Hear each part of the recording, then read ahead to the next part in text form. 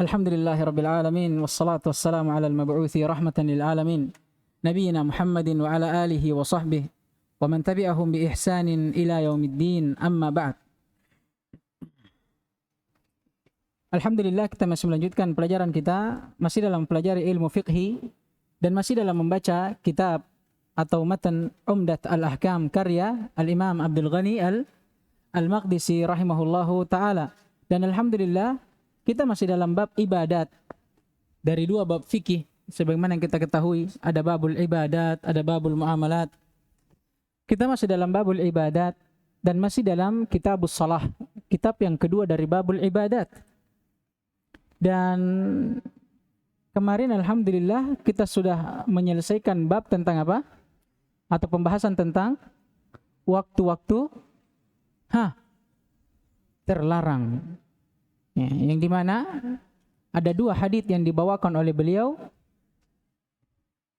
Hadits yang pertama, haditsnya siapa?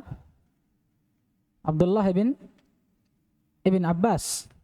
Dan hadits yang kedua adalah hadits Abu Sa'id Al-Khudri radhiyallahu ta'ala anhu. Kesimpulannya, waktu dilarangnya seseorang untuk sholat ada berapa? Ada 3 secara global dan bisa juga dibagi menjadi 5.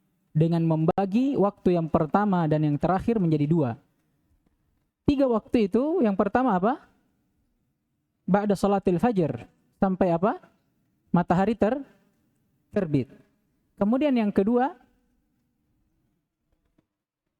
bukan waktu zawal.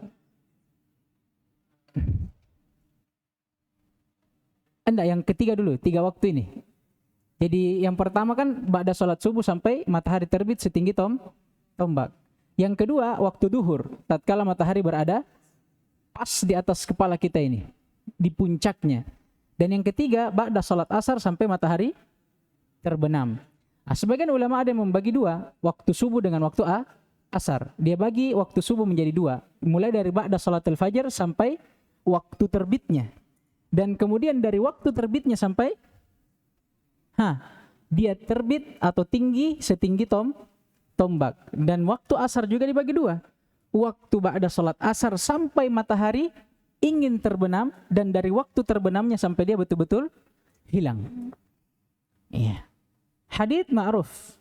Hanya saja 2 hadits ini hanya membawakan 2 waktu yang dilarang.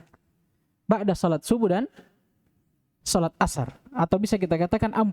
Karena kalau dia dibagi 2 bisa 4.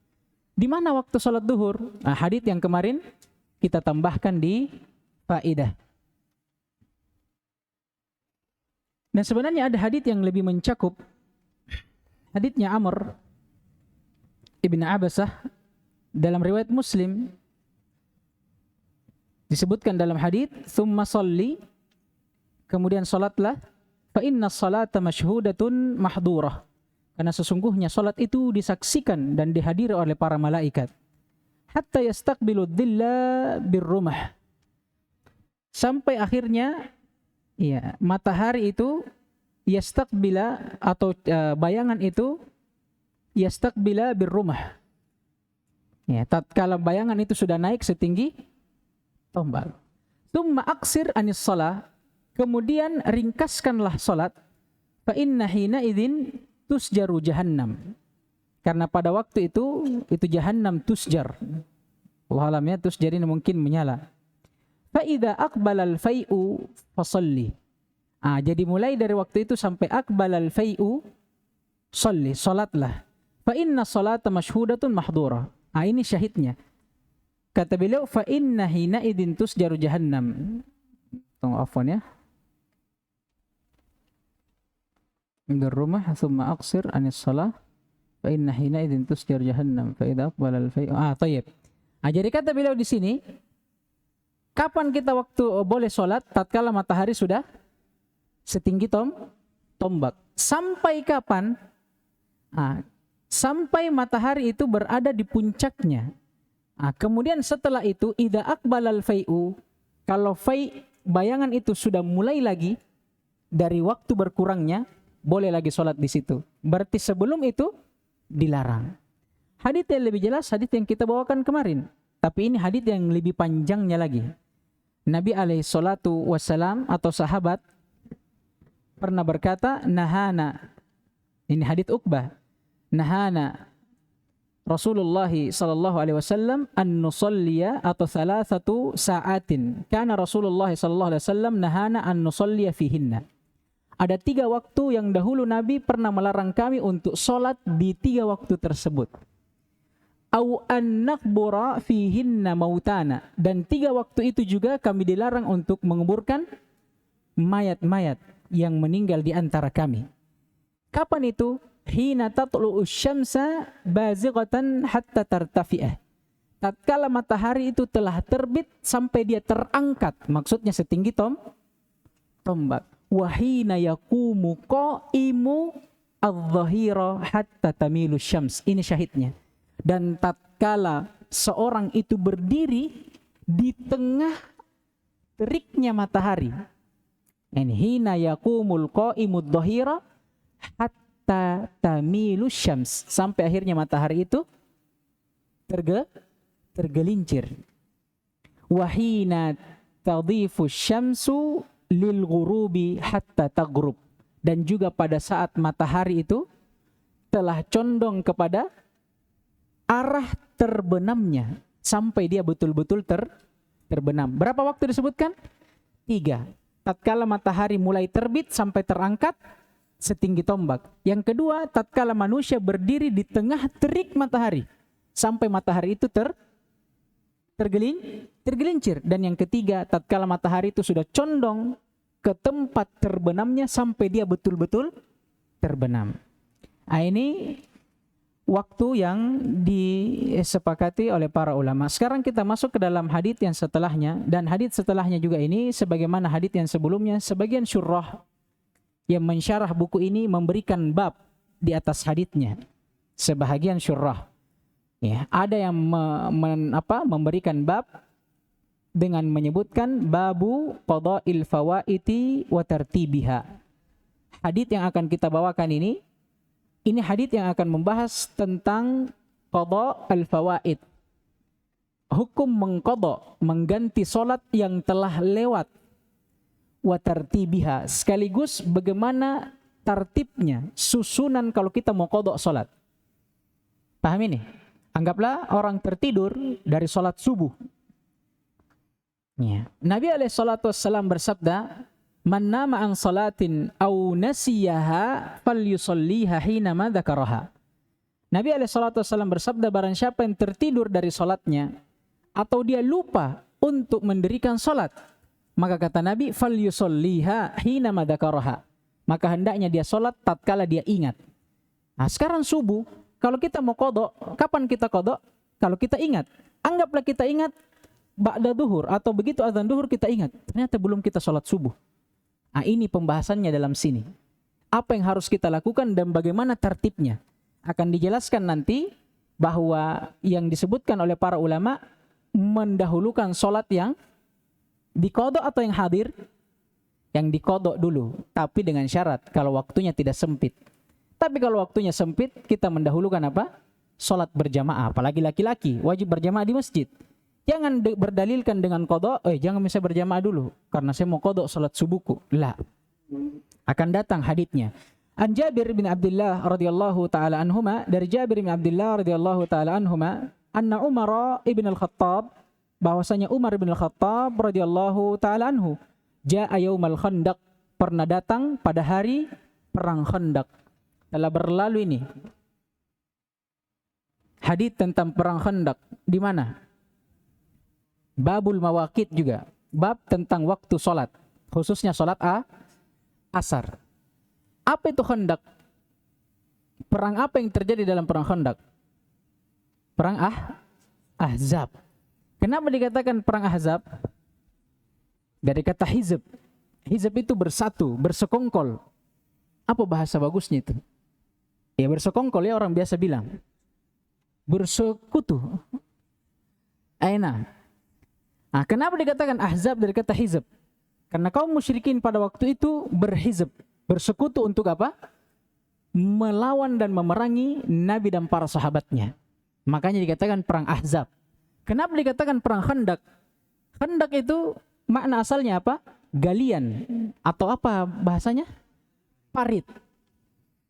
Nah, kenapa dikatakan khandak? Karena pada waktu itu kaum musyrikin tatkala mengepung Nabi SAW, mereka ingin mengepung Nabi dari arah timur dan baratnya. Jadi para sahabat berkata kalau begitu untuk menghalangi mereka kita buatkan parit. Itulah dikatakan perang khandak. Di perang khandak kata beliau ba'da ma gharabatis syams, Umar datang tatkala matahari itu telah gharabat. Apa gharabat? Maghrib, terbenam. Faja'ala yasubbu kuffar Quraisy. Dia datang dalam keadaan dia menghina atau mencaci orang-orang kufar Quraisy. Waqal, seraya dia berkata, ya Rasulullah, wahai Rasulullah, ma kittu usalli al-asra hatta kadati syamsu taghrub. Ya Rasulullah, saya ini sampai sekarang saya belum sholat asar, padahal matahari ini sudah terbenam. Faqala Nabi alaihi salatu wassalam, Nabi alaihi salatu wassalam pun berkata kepada Umar, wallahi ma sallaituha. Demi Allah wahai Umar, saya juga belum sholat asar. Qala, Umar pun berkata, faqumna, maka kami pun berdiri ila Buthan. Buthan ini wadi, lembah di arah Madinah, di arah kiblatnya mereka. Kami pun berdiri kepada mengarah ke Buthan, maksudnya mengarah kiblat. Fatawadda'a lis-shalah. Tawaddu'a ini ay ar-rasul. Maka Rasulullah SAW pun berwudu untuk mendirikan salat dan kami pun berwudu setelahnya. Fatawadda'na laha. Maksudnya tawaddu'na maksudnya Umar dan para sahabat. Paham ini ya? Fatawaddu'a yang pertama, mana domirnya? Mana fa'ilnya? Domir mustatir. Takdiruhu huwa, kembali ke Rasul. Maka Rasul pun berwudu untuk sholat, kemudian kami pun berwudu setelahnya juga untuk sholat. Fasallal asra ba'da maghribatis syams. Kemudian Nabi pun sholat bersama kami tentunya para sahabat setelah matahari itu telah terbenam atau terbenam. Tsumma shalla ba'daha al-maghrib. Kemudian baru setelah itu Nabi sholat maghrib. Syahidnya mana? Syahid yang ingin beliau jelaskan, hukum mengqadha salat. Hukum mengqadha salat bagi siapa yang luput darinya. Kalau dari hadits ini hukum mengqadha salat wajib. Kenapa? Karena dilakukan oleh Nabi SAW dan para sahabatnya. Dan memang pembahasan tentang qadha salat ini itu dibahas oleh para ulama dan para ulama berselisih di dalamnya, tapi bukan waktunya. Ya, saat ini kita pahami cukup bahwa qadha salat itu disyariatkan dan itu hukumnya wajib. Walaupun pada ulama ada yang mengatakan itu tidak wajib. Karena nanti dalam ilmu usul fikih kita akan mempelajari tentang mawani at-taklif yang menghalangi seseorang dari kewajiban. Ada 3. Sebagaimana disebutkan dalam hadits, innallaha tajawaza an ummati al-khata' wan nisyan wa mastukrihu alaih. Allah memaafkan atas umat Nabi 3 hal. Kesalahan, maksudnya kesalahan ini imma dia salah tidak sengaja atau dia jahil. Yang kedua, nisyan, lupa. Dan yang ketiga, terpaksa. Kemudian para ulama membahas bagaimana kalau ada orang meninggalkan kewajiban karena salah satu dari 3 sebab ini. Kata para ulama, kalau sebabnya jahil, tidak wajib diqadha. Anggaplah orang hidup selama 40 tahun, tidak pernah sholat. Tapi di usia 41 tahun baru dia sholat. Kita lihat apa sebabnya kira-kira. Kalau jahil, maka tidak wajib dia qadha. Ini kesepakatan para ulama. Berbeda halnya kalau dia lupa. Sama orang kalau tertidur lupa sholat subuh. Apakah tidak diqadha? Di sini tempat khilafnya para ulama. Ada yang mengatakan diqadha, ada yang mengatakan tidak. Ya, dalilnya hadits tentang orang yang keliru dalam sholatnya. Seorang pemuda yang disaksikan oleh Nabi SAW tidak tumaknina dalam sholatnya. Apa kata Nabi? Disuruh orang sholatnya. Apakah disuruh orang sholatnya dari tahun-tahun yang lalu? Tidak. Tapi disuruh ulang sholat yang mana? Yang hadir saja, yang ada pada waktu itu. Paham ini? Iya. Itu dalilnya. Ya walaupun para ulama berselisih di dalamnya, tapi cukup kita pahami bahwa mengqadha salat itu disyariatkan. Lagi pula ulama membahas juga hadits ini bahwasanya hadits ini itu diturunkan sebelum adanya pensyariatan salatul khauf. Tahu salatul khauf? Tata cara salat yang khusus yang Allah syariatkan pada saat seseorang berada dalam ketakutan, khususnya dalam keadaan perang. Kenapa mereka akhirkan salatnya ini dalam hadits?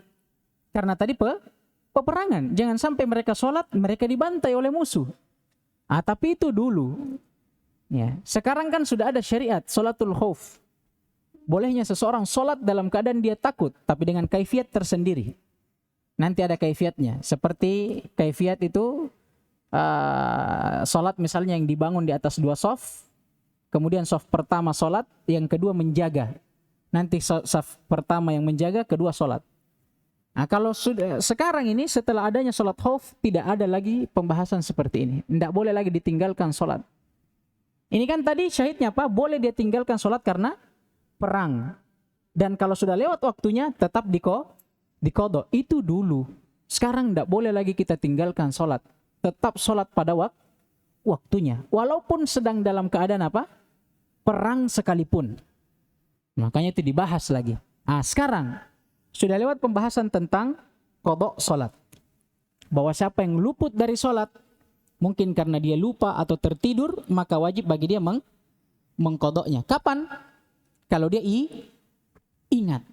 Di antara hadisnya ini dan di antara hadis yang tadi kita baca di awal bab. Nabi SAW bersabda, "Man nama an salatin au nasiyaha falyusalliha hinama dzakaraha." Barang siapa yang tertidur dari salatnya atau dia lupa. Ya, sebagian ulama ada yang memasukkan dalam hukum ini hukum orang yang pingsan. Kadang orang operasi kan lama di anestesi itu. Apa namanya? Anestesia. Iya, bius. Itu kan kadang sampai berapa waktu salat yang dia tinggalkan. Sebagian ulama ada yang memasukkan orang yang pingsan ini ke dalam orang yang lupa. Maksudnya apa? Kalau dia bangun dari pingsannya, wajib tidak qadha? Wajib. Kata Nabi SAW, "Falyusalliha hinama dzakaraha." Maka dia salat tatkala dia ingat. Sekarang pembahasan terakhir, kalau begitu bagaimana cara qadhanya? Disebutkan dalam baris yang terakhir. Fasallal asra ba'da maghribati syamsu, thumma shalla ba'dahal maghrib. Nabi SAW dan para sahabatnya salat asar pada saat apa? Matahari telah terbit. Terbenam. Matahari terbenam. Waktu salat apa? Salat maghrib. Tapi Nabi dan para sahabat apa yang dia kedepankan? Salat asar. Baru dia bilang summa shalla ba'dahal maghrib. Setelah dia qadha asarnya di waktu maghrib, baru mereka salat maghrib. Ini masalahnya dia berjamaah. Semua satu jamaah sepakat. Semuanya qadha. Beda pembahasannya kalau kita di sini. Anggap antum di rumah tertidur, lupa sholat. Tiba-tiba orang sholat duhur, antum anggaplah lupa sholat subuh. Antum ingat nanti pada saat azan duhur. Sekarang wajib tidak antum qadha? Wajib. Antum tidur tadi, antum lupa, bukan karena jahil. Sekarang kalau antum mau qadha, apa dulu yang antum laksanakan? Apa? Kalau hadits, ya sholat subuh dulu, baru duhur. Ini kata para ulama, malam yadiqil waqt, selama waktu tidak sempit. Tapi kalau kasusnya kayak tadi, azan duhur, sholat duhur sudah berkumandang, qomat sudah dikumandangkan. Apakah antum qadha dulu subuh, baru duhur? La. Yang mana duluan? Duhur dulu, baru sholat subuh setelahnya. Paham ini? Jadi dua inti pembahasan di sini. Disyariatkannya mengqadha salat tatkala kita luput darinya, imma karena kita lupa atau karena kita tertidur dan yang semisal dengannya. Dan yang kedua, faidah tentang bagaimana cara mengqadha. Paham ini? Ini hadits yang kita ambil. Hadits yang kedua berikutnya, dan hadits ini juga sudah keluar dari pembahasan sebelumnya. Oleh karenanya sebagian yang mensyarah kitab ini atau para syurrah memberikan judul di atasnya. Kata mereka, babu fadli salatil jama'ati wa wujubiha. Ya, mengatakan bahwa hadits yang akan datang adalah hadits-hadits yang akan membahas tentang keutamaan salat jamaah dan kewajibannya. Jadi hadits yang akan kita bawakan ini itu hanya berbicara seputar salat berjamaah, tentang keutamaan dan hukumnya yang ternyata dia wajib. Hadits yang pertama an Abdullah bin Umar radhiyallahu taala anhuma, dari Abdullah bin Umar radhiyallahu taala anhuma, anna Rasulullah sallallahu alaihi wasallam qala salatul jama'ati afdal min salati al-fadhi bi 27 darajatan. Ibnu Umar radhiyallahu taala anhuma pernah berkata bahwasanya Rasulullah alaihi salatu wasallam pernah bersabda, salat berjamaah itu afdal. Apa afdal? Lebih utama. Min salatil fadhi, dari salat fadhi. Fadhi ay al-fardi, daripada salat sendiri. Dari sisi mana afdalnya, keutamaannya? Kata beliau, bisab'in wa ishrina darajah. Dia lebih utama 27 derajat. Syahid dari hadits ini menjelaskan tentang keutamaan salat berjamaah. Keutamaan salat berjamaah. Dan juga memahamkan kepada kita pemahaman kebalikannya. Bahwa salat sendiri itu lebih apa? Lebih sedikit atau banyak keutamaannya? Lebih sedikit daripada salat berjamaah. Dari mana kita ambil? Dari lafaz afdal. Afdal berarti menunjukkan lebih dari apa yang dibandingkan. Hanya saja sebagian ulama berdalil bahwa salat sendiri tetap syah. Dari hadits ini, hanya saja keutamaannya kurang. Ya, walaupun nanti akan datang hadits berikutnya yang menjelaskan tentang hukum salat berjamaah itu wajib. Ya, karena sebagian ulama berselisih para ulama tentang hukum salat berjamaah dan akan kita sebutkan. Di antara ulama ada yang mengatakan itu sunnah muakkadah. Apa dalilnya? Ini. Mereka mengatakan, bukan wajib, tapi hanya sunnah muakkadah, sunnah yang ditekankan. Apa dalilnya? Nabi bilang, salat jamaah itu lebih afdal daripada salat sendiri. Nabi tidak mengatakan salat sendiri itu apa? Tidak boleh, tapi hanya Nabi katakan salat berjamaah itu afdal. Tapi yang rajihnya mengatakan itu wajib dan akan datang dalilnya. Kalau untuk hadis ini paham Ji? Paham Ji? Intinya itu saja. Yang pertama, menjelaskan tentang keutamaan salat berjamaah dan bahwa salat berjamaah itu lebih utama daripada salat sendiri. Berapa keutamaannya? 27 derajat. Dan akan disebutkan nanti di hadits berikutnya bahwa 27 derajat ini balasan-balasan yang memang datang dari Allah yang kita tidak tahu bagaimana kadarnya. Jadi balasan itu datang dari Allah berupa angka atau yang semisal dengannya, itu kita tidak tahu bagaimana besarnya. Ya, itu urusan Allah Subhanahu wa taala. Paham ini? Sama misalnya hadits yang mengatakan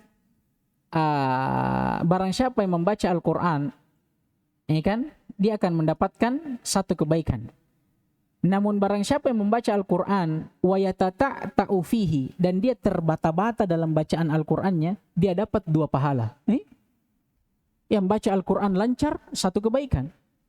Tapi yang baca terbata-bata, 2 kebaikan. Gimana caranya? Disebutkan oleh para ulama, 2 kebaikan ini dari mana? Dari bacaan Al-Qurannya dan dari apa? Usahanya, ijtihadnya. Walaupun terbata-bata tetap dia baca. Tapi kalau orang yang lancar bacaannya, dia cuma dapat 1 kebaikan. Kebaikan membaca. Tapi apakah kita mengatakan, kalau begitu tidak usah saya belajar Al-Quran, saya terbata-bata saja karena lebih banyak kebaikannya? Tidak. Tidak. Jadi tidak bisa dipahami angka itulah hakikatnya, tidak. Kita tidak tahu satu kebaikan untuk orang yang lancar membaca Al-Quran bagaimana besarnya. Mungkin lebih besar daripada 2 pahala orang yang terbata-bata. Itu maksudnya. Syahidnya di sini, angka di sini itu tidak menunjukkan akan besar kecilnya. Karena di sebagian riwayat termasuk yang akan datang nanti disebutkan pahalanya 25 derajat. Kurang dari 27. Bagaimana caranya? Paham ini? Jadi inti dari hadits ini hanya menjelaskan keutamaan sholat berjamaah dan bahwa sholat berjamaah lebih bagus daripada sholat sendiri, dan juga menunjukkan bahwa sholat sendiri itu tetap syah walaupun keutamaannya lebih sedikit atau kurang daripada sholat berjamaah. Hadits berikutnya an Abi Hurairah radhiyallahu taala anhu qala Rasulullah sallallahu alaihi wasallam salatul rajuli fil jama'ati tudha'afu ala salatihi fi baitihi wa fi suqihi 25 dhi'fa. Dari Abu Hurairah radhiyallahu taala anhu, beliau pernah berkata bahwa Rasulullah alaihi salatu wasallam pernah bersabda, salatul rajuli fil jama'ati tudha'af.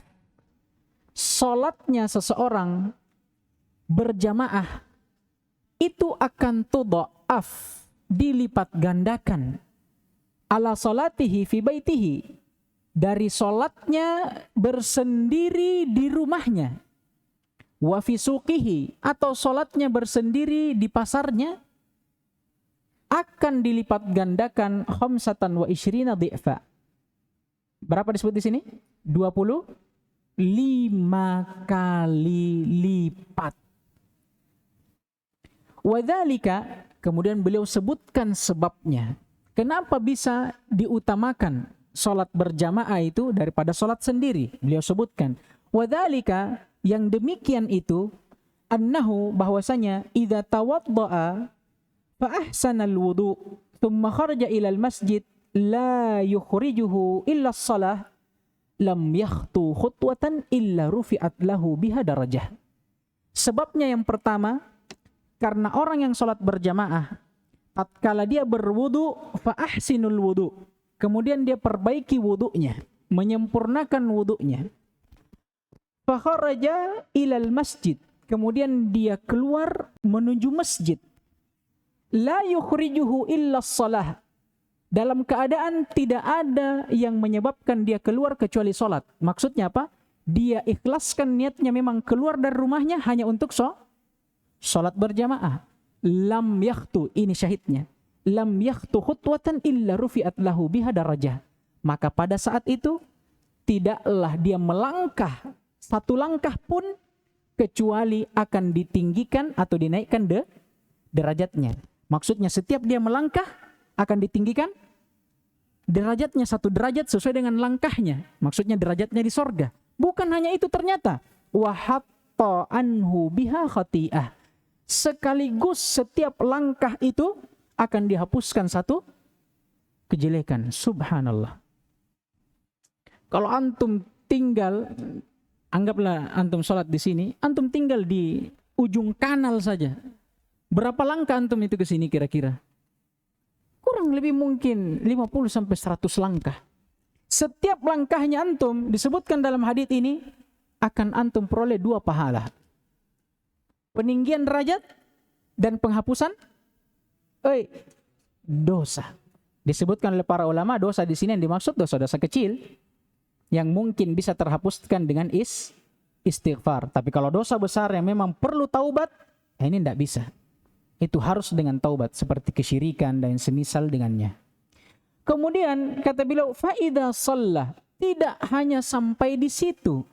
Ini pahalanya tadi, ini masih berputar pada apa? Perjalanannya dari rumah ke masjid. Belum sholatnya ini. Nah, kata Nabi, faida shalla lam tazalil malaikatu tusalli alaihi madama fi musallah. Dan kalau dia sudah sholat, sholat ini kan fi'il madhi, berarti telah berlalu. Kalau dia telah mendirikan sholatnya, selesai dari sholatnya, kemudian lam tazalil malaikatu tusalli alaihi madama fi musallah, selama dia menunggu di musallah tempat sholatnya, setelah dia sholat, malaikat akan terus menerus bersolawat kepadanya. Maksudnya bersolawat, berdoa untuknya. seraya berkata, Allahumma salli alaihi, Allahumma gfir lahu, Allahumma arhamhu. Masya Allah. 3 doanya malaikat. Allahumma salli alaihi, ya Allah, salatlah kepadanya. Maksudnya apa? Apa? Ampunan. Karena salat itu kan ada 3. Salat Allah kepada para nabinya. Kemudian salat Allah kepada hamba-hambanya selain nabinya. Kemudian salat hamba kepada Rasul. Beda itu. Kalau salat kita kepada Rasul, apa ini? Doa. Kalau salat Allah kepada apalagi namanya? Kepada nabinya, apa ini? As-sana, pujian. Kalau salat Allah kepada makhluknya berarti ampunan. Apa? Ya, rahmat dan barakah. Begitu pula kalau malaikat bersolawat, berarti apa yang diinginkan? Kepada Nabi. Sama, doa kan? Nah itu. Sekarang malaikat meminta kepada Allah agar kiranya Allah menurunkan rahmat dan keberkahannya kepada hamba-hambanya yang sholat tadi dan menunggu di tempat sholatnya. Tidak hanya itu, malaikat juga memohonkan ampunan dan rahmat dari Allah. Wala yazalu fi salatin man tadaras salah. Dan orang itu akan terus-menerus dihitung berada di dalam sholat selama dia menunggu sholatnya. Maksudnya apa? Anggaplah antum sholat maghrib berjamaah. Tatkala antum selesai dari sholat maghrib, antum duduk sampai sholat isya. Dalam menunggunya antum ini ada 2 pahala. Pertama apa? Doa dari malaikat. Yang kedua, antum akan terus dihitung berada dalam sholat. Maksudnya diganjar dengan pahala sholat selama antum menunggu waktu sholat berikutnya. Berapa itu pahala? Luar biasa. Sholat berjamaah. Sampai disebutkan wanita di zaman Nabi SAW cemburu. Dan berkata kepada Nabi SAW, saya ini mau sholat bersamamu, wahai Nabi SAW. Tapi dia tidak mampu, jauh rumahnya dari masjid. Khususnya Masjid Nabawi pada waktu itu. Akhirnya Nabi SAW berkata kepada wanita ini, Salatuki fi baituki afdal wa khairun min salatuki fi masjidi hadha. Ketahuilah, antum ini perempuan. Salatmu, maksudnya perempuan, di rumahnya itu khairun, lebih bagus daripada engkau salat di masjidku. Masjid apa? Nabawi. Bayangkan. Banyak hadits yang menyebutkan tentang keutamaan sholat berjamaah. Makanya laki-laki nih kalau tidak pergi sholat berjamaah, pakai pembalut saja. Karena cuma perempuan yang tidak pergi sholat berjamaah. Atau pakai popok orang dewasa. Karena cuma ajus. Ajus itu apa? Orang Arab itu bilang ajus itu orang tua renta yang tidak bisa lagi bergerak kemana-mana. Hanya 2 orang itu. Atau untuk pakai popok. Karena anak bayi juga tidak wajib sholat di masjid. Antum pilih saja dari 3 jalur ini yang boleh sholat di rumah. Jalur anak kecil, ganti celananya antum jadi popok. Jalur wanita, pakai pembalut saja. Atau pakai daster. Atau antum mau jalur orang tua, pakai popok orang dewasa. Tidak ada, wajib sholat berjamaah di masjid. Di samping juga wajibnya, anggaplah kita mengatakan itu sunnah muakkadah. Tapi orang berakal yang mana yang ingin meninggalkan faedah sebesar ini? Kalau kita orang yang berakal, terus ditawarkan dengan tawaran yang seperti ini, masuk akal tidak kita menolaknya? La. Kecuali memang itu datang dari hawa nafsu atau syaitan. Apalagi memang hukumnya wajib. Itu tadi kita keluar pembahasan dari hukum wajibnya ya, andai kata dia sunnah. Tapi mana ada orang yang berakal ingin menolak pahala seperti ini? Nah, kesimpulan dari hadits ini sama dengan hadits sebelumnya. Menjelaskan tentang keutamaan salat berjamaah, hanya saja di dalam hadits ini menyebutkan dengan penyebutannya lebih lengkap. Sekaligus menyebutkan sebabnya. Kenapa bisa lebih afdal salat jamaah daripada salat sendiri. Itu tadi. Ternyata karena terdapatnya berlipat ganda dan berbagai macam pahala di dalamnya. Ada berapa yang disebutkan? 4. Di perjalanan ada 2. Karena setiap langkah yang kita langkahkan, yang pertama, meninggikan derajat di sorga. Yang kedua, menghapuskan dosa-dosa kecil. Ini di perjalanan. Di dalam sholat, setelah kita sholat, apa pahalanya? Apa keutamannya?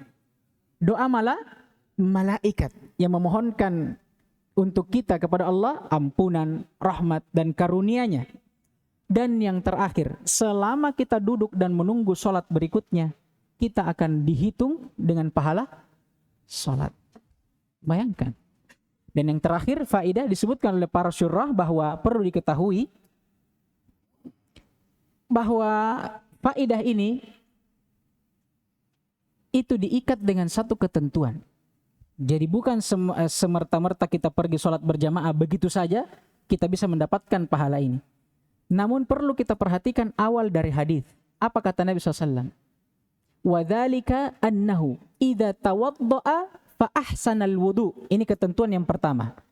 Seorang kalau dia sholat berjamaah dan ingin mendapatkan keutamaan ini, yang pertama apa tadi? Dia memperbaiki wudunya. Jangan kajili-jili. Ya? Orang Makassar bilang kajili-jili. Apa kalau orang Jawa bilang kajili-jili itu? Kajili-jili itu orang Makassar bilang lincah salah. Hah? Itu bahasa Indonesianya itu. Ya. Intinya itulah. Jangan tergesa-gesa dalam wudu. Itu ketentuan yang pertama. Ketentuan yang kedua, kata beliau, "Tsumma kharaja ilal masjid la yukhrijuhu illa shalah." Ketentuan yang kedua, setelah dia perbaiki dan sempurnakan wudunya, dia keluar ke masjid, tapi ingat, la yukhrijuhu illa shalah. Tidak ada niat lain yang mengeluarkan dia dari rumahnya ke masjid kecuali untuk maksudnya apa? Ikhlas.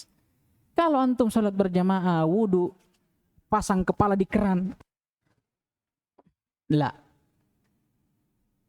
tidak mendapatkan ini.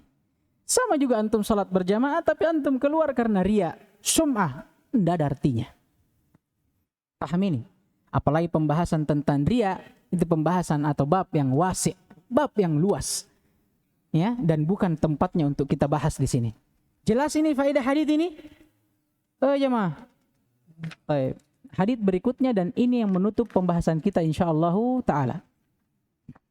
An Abi Hurairah radhiyallahu taala anhu qala Rasulullah sallallahu alaihi wasallam athqalus salawati 'alal munafiqina salatul isya'i wa salatul fajri.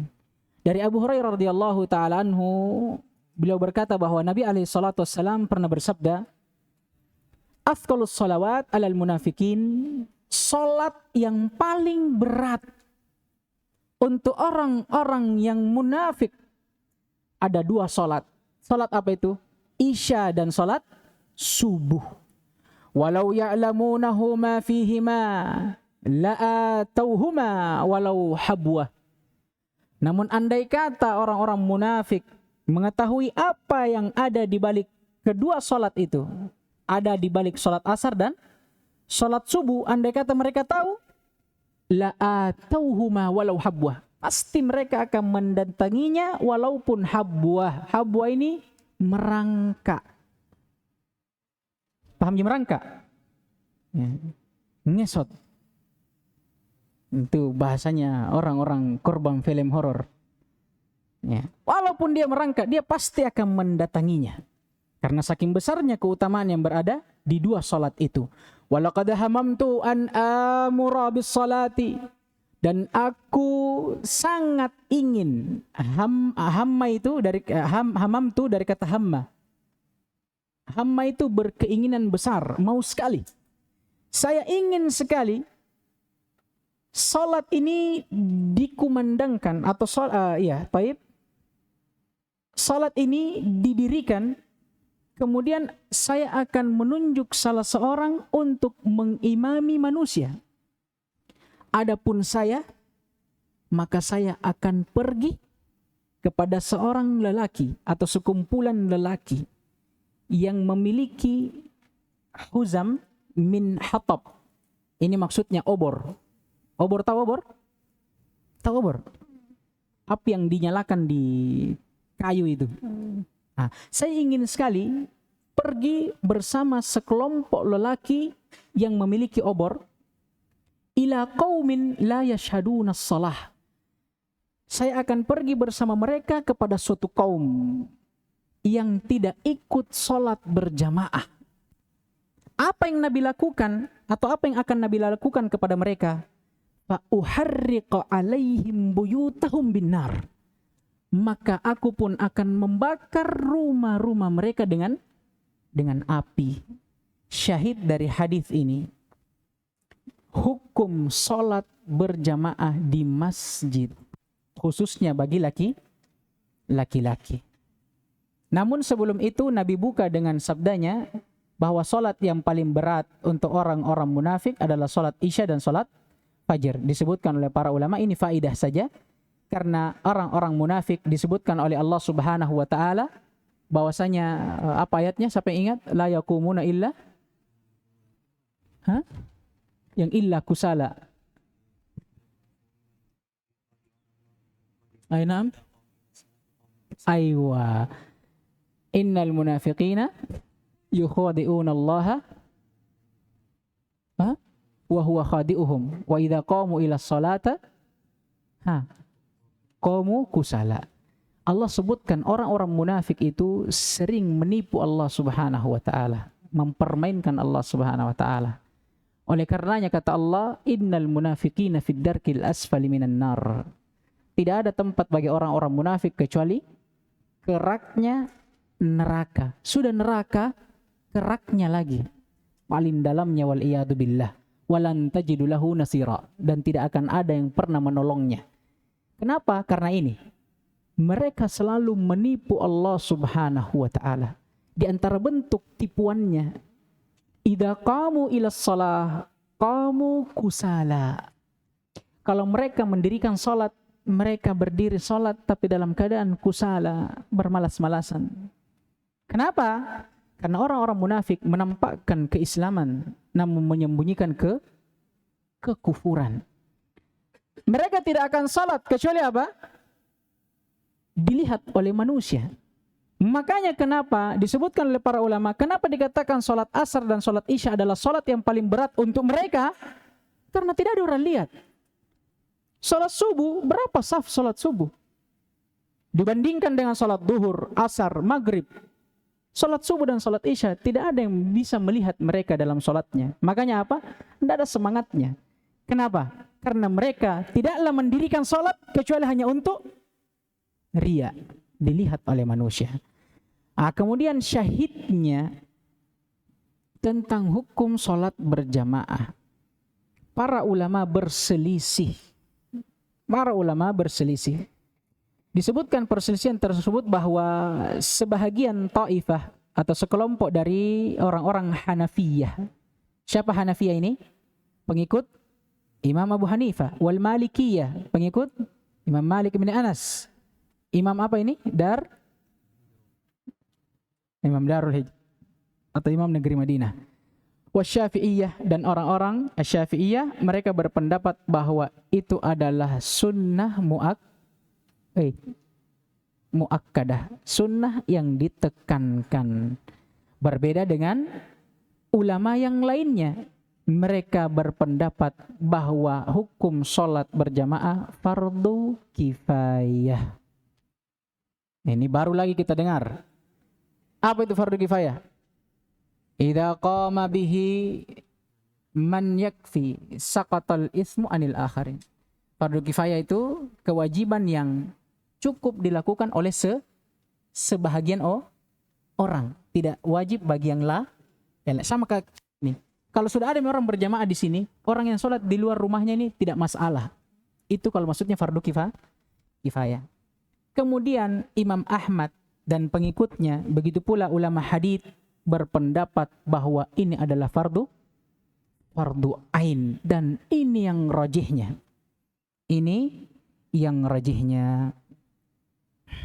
Baik. Haditsnya jelas.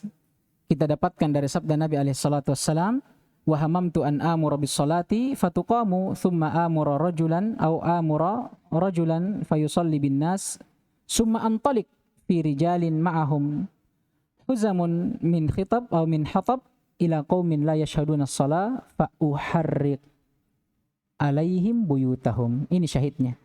Nabi alaihi salatu wassalam ingin sekali membakar rumah orang-orang yang tidak datang salat berjamaah, dan disebutkan oleh para ulama, dan antum akan dapatkan nanti dalam kitab usul min ilmil usul, di antara bentuk kewajiban perintah dari Allah bukan hanya bentuk perintah aqimus shalah wa atuz zakah, tapi terkadang bentuk perintah dan kewajiban itu bisa dipahami dari apa?